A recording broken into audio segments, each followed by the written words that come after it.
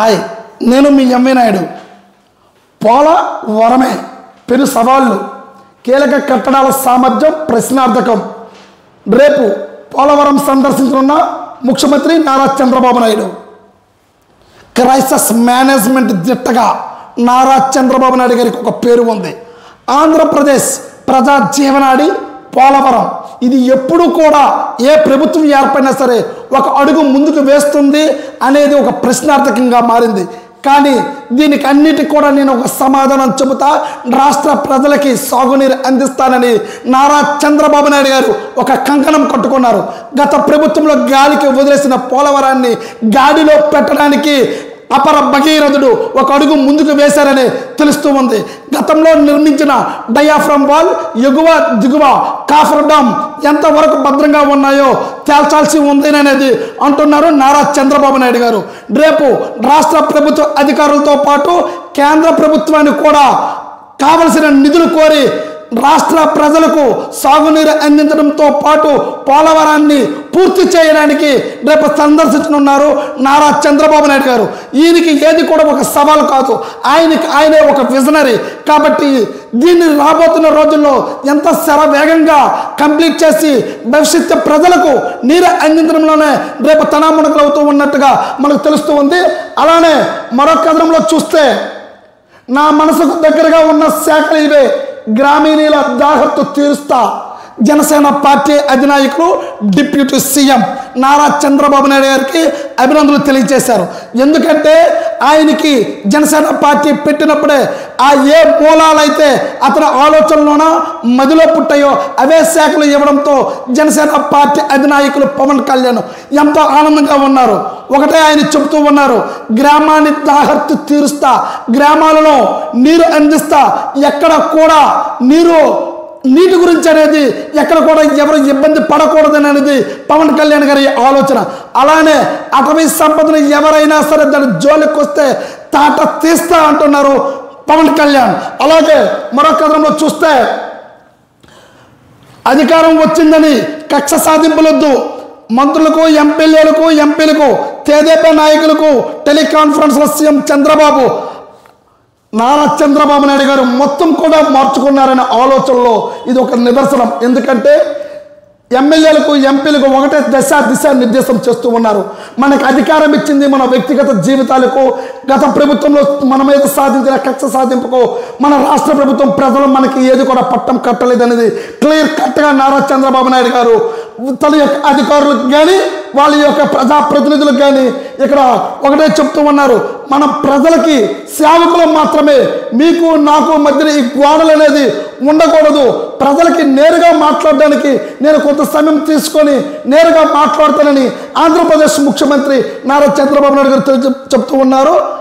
ఈ ఏడాదిలోగా పాఠశాలలు మౌలిక సదుపాయాలు పారదర్శకంగా టీచర్ల బదిలీలు. మంత్రి నారా లోకేష్ ఐటీ శాఖ మంత్రి విద్య గురించి ఏ విధంగా మాట్లాడుతూ ఉన్నారంటే, గత ప్రభుత్వంలో నాడు నేడు ఎక్కడైతే ఆగిపోయాయో అక్కడి నుండే పనులు మొదలు పెట్టండి. ఎక్కడైతే ఏ పనులు కూడా అభ్యంతరం లేకుండా ఎన్ని నిధులు కావాలో అన్ని కూడా రాష్ట్ర ప్రభుత్వం అనేది స్కూల్కు వినియోగిస్తుంది అని నారా లోకేష్ తెలుస్తూ ఉన్నారు. గతంలో కొనుగోలు చేసిన సైకిళ్ళు కూడా ఎందుకు మీరు వినియోగంలోకి తేలేదు, దానిపైన కూడా ఆరా తీస్తున్నట్టుగా ఇక్కడ ఐటీ శాఖ మంత్రి తెలియజేస్తూ ఉన్నారు. స్కూల్కి విద్యార్థులకు, టీచర్లకు బదిలీపై వాళ్ళకి ఎటువంటి పారదర్శకత లేకుండా టీచర్లు కూడాను పారదర్శకంగానే జరగాలి.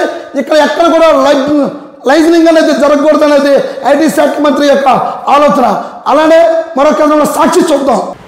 సాక్షి మెయిల్లో చూసుకుంటే ఆగని టీడీపీ దాడులు, పెరిగిన విధ్వంసం, తీరు మారలేదు. మాజీ మంత్రి పేర్ని నాని గత ప్రభుత్వంలో వైఎస్ఆర్ కాంగ్రెస్ పార్టీ నాయకులు, శ్రేణులు, కేడర్ పైన ఇప్పుడు ఏర్పడిన ప్రభుత్వం టీడీపీ నాయకులు దాడులు చేస్తూ ఉంటే నిద్రపోతుందా అంటున్నారు మాజీ మంత్రులు. పేర్ని నాని ఒకటే పదే సార్లు చెప్తూ ఉన్నారు, మీకు రాష్ట్ర ప్రభుత్వం పట్టం కట్టింది రాష్ట్ర ప్రయోజనాల కోసం మాత్రమే, కానీ వైఎస్ఆర్ కాంగ్రెస్ పార్టీ కేడర్ను, కార్యకర్తలపై దాడులు చేయడానికి కాదు అంటున్నారు మాజీ మంత్రి పేర్ని నాని. మీరు నిద్రపోకుండా ప్రజాపాలన చేయండి అంటున్నారు మాజీ మంత్రులు, ఎమ్మెల్యేలు. అలానే మరో కథనంలో చూస్తే త్వరలోనే పదవుల భర్తీ, కార్యకర్తల సాధకారిత సాధిస్తేనే పార్టీ బలోపేతం. నారా చంద్రబాబు నాయుడు గారు దశ దిశ నిర్దేశం చేస్తూ ఉన్నారు. కార్యకర్తలను ఎప్పుడు కూడా విడనాడమని చెప్తూ ఉన్నారు. ఎందుకనంటే కార్యకర్తలు విడనాడితే పార్టీలు ఏ విధంగా భూస్థాపితమవుతాయో మరొకసారి రాష్ట్ర ప్రభుత్వం ఎన్నికలే కారణం అంటున్నారు నారా చంద్రబాబు నాయుడు గారు. గతంలో తెలుగుదేశం పార్టీ కార్యకర్తలు ఏ విధంగా అయితే పనిచేశారో ప్రభుత్వానికి కూడా సహకరించి మీరందరూ గట్టిగా కష్టపడితే రాబోతున్న రోజుల్లో నామినేట్ పోస్టులు అనేవి ఖచ్చితంగా నేను మీ అందరికీ కూడా అందుబాటులో తెచ్చి మిమ్మల్ని అందరూ కూడా నాయకులుగా తయారు చేస్తామంటున్నారు నారా చంద్రబాబు నాయుడు గారు. అలానే ప్రజలకి రాష్ట్ర ముఖ్యమంత్రికి అడ్డుగోడలు ఉండకూడదు. ఎమ్మెల్యేలు కూడా నాతో జిల్లా వాలీరుగా నేను ప్రతిసారి కూడా మాట్లాడతాను అని అంటున్నారు నారా చంద్రబాబు నాయుడు గారు. అలానే సాక్షిలో మరో కథనం మనం చూస్తే త్వరగా మార్చేద్దాం, ముఖ్యమైన పోస్టులన్నీ మనోళ్ళే ఉండాలి. ఐఏఎస్ ఐపీఎస్ అధికారులతో బదిలీపై విస్తృత చర్చ. అంటే చంద్రబాబు నాయుడు గారు గత ప్రభుత్వంలో ఐఏఎస్లు ఐపీఎస్లు కొన్ని ఉన్నతమైన అధికారులు గత ప్రభుత్వంతో ఎవరైతే అంటి ముట్టుకొని అన్ని పనులు కూడా గత ప్రభుత్వానికి ఏ విధంగా అయితే వాళ్ళకి కావలసిన ఫైల్స్ అన్నీ కూడా వాళ్ళు వ్యక్తిగతంగా ఉపయోగించుకున్నారో అని అనుకుంటున్నారో వాళ్ళందరినీ కూడా రాబోతున్న రోజుల్లో మన ప్రభుత్వానికి అడ్డంకులుగా మారుతారు. కాబట్టి మనకున్న విజనరీతో ప్రజలకు ఏ విధంగా ముందుకు తీసుకెళ్ళాలి కాబట్టి ఉన్నత అధికారులు కూడా మనకు సహకరించాలి. కాబట్టి మనకు ఎవరికైతే ఐఏఎస్లు ఐపీఎస్లు కావాలో అదే అధికారులు కూడా తెచ్చుకునే ఆలోచనలో ఉన్నట్టుగా నారా చంద్రబాబు నాయుడు గారు తెలుస్తూ ఉంది. అదే క్రమంలో ఆంధ్రజ్యోతిలో ఏం చెప్తూ ఉందో ఒక్కసారి చూద్దాం. ఆంధ్రజ్యోతి ఈరోజు మెయిన్ హెడ్డింగ్లో చూస్తే జగన్ ఇంటి గుట్టు అని తెలుస్తూ ఉంది. జగన్ ఇప్పుడు ఆంధ్రప్రదేశ్ రాష్ట్ర ముఖ్యమంత్రి కాదు, అలా అని ప్రతిపక్ష పాత్ర హోదా కూడా లేదు. ఆయన కేవలం ఒక ఎమ్మెల్యే మాత్రమే. అయినా సరే ఆయన తీరు ఎందుకు మారడం లేదు? మళ్ళీ తాడేపల్లి ప్యాలెస్కు తన పార్టీ నాయకులను కార్యకర్తలను నేనే ముఖ్యమంత్రి అన్నట్టుగా మళ్ళీ వ్యవహరిస్తూ ఉన్నారు. గత ప్రభుత్వంలో ఏర్పడిన ఫర్నిచర్ని అన్నిట్లు కూడా ప్రస్తుత ప్రభుత్వానికి అది ఇవ్వాలి. ఎందుకంటే ఎవరు ముఖ్యమంత్రి అయితే అది ప్రజాస్వామ్యం కాబట్టి.